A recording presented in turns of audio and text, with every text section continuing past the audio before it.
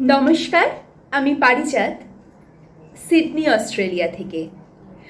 সচরাচর আমি আমাদের যে বাইরের বারান্দাটায় বসে কোনো শুটিং করি না, তার কারণ অবশ্যই আমাদের বাড়িটা একদম ঠিক মেন রোডের ওপর, তাই আমার মনে হয় যে শোনা যাবে না ঠিক করে। কিন্তু এমন আলো ঝলমলে সকাল দেখে ভাবলাম আজকে একবার চেষ্টা করেই দেখি না, এই উজ্জ্বল ঝলমলে একটা পরিবেশ তো অন্তত উপহার দিতে পারবো এই ভিডিওর সূত্র ধরে, তাই বা কম কি। তাই আজকে কি করা যায় সেটা ভাবতে গিয়ে মনে হলো বেশ তো, আর কিছু না হোক গল্পই করা যাক।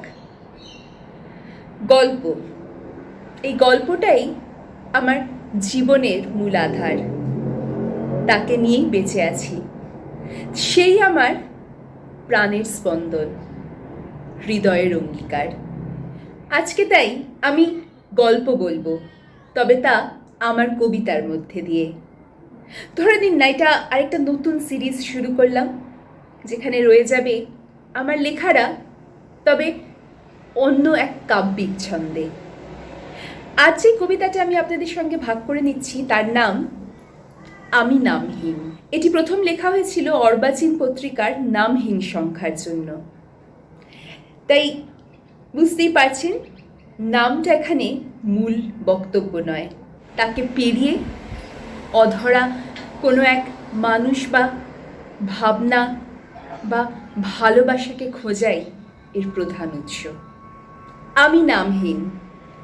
একটা সময় ছিল যখন বাবা মায়ের দেওয়া নাম পদবি সবই ব্যবহার করতাম নির্দ্বিধায়। গলা সামান্য তুলে চেষ্টা করতাম স্পষ্ট করে উচ্চারণ করতে আমার নামের প্রতিটি বানান, শব্দ, ধ্বনি এবং লয়। তারপর একদিন হঠাৎ করেই দেখলাম বাদ চলে গেল আমার পদবি, নাম, আমার সমস্ত পরিচয়।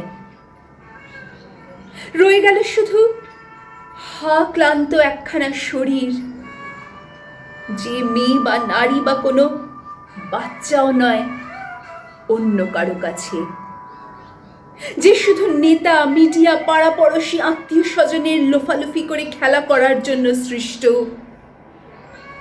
এক টুকরো মাংসপিণ্ডের বলয়। তাই ঠিক করলাম, জানেন, এই নামহীন নাম দিয়েই আস্তে আস্তে আমিও মিশে যাব সকলের এই পাপের তীব্র অবক্ষয়।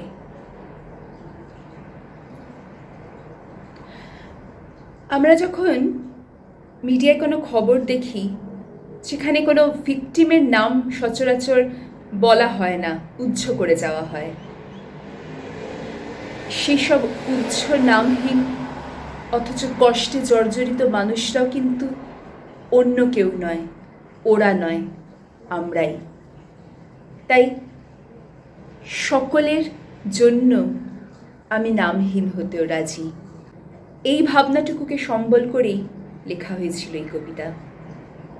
আজ এটুকুই থাক, আবার কবিতারই আসরে না হয় ফিরব অন্য কোনো দিন, এমন রৌদ্রোজ্জ্বল না হলেও এরকমই ভরাট আলোমাখা বর্ণমালায়।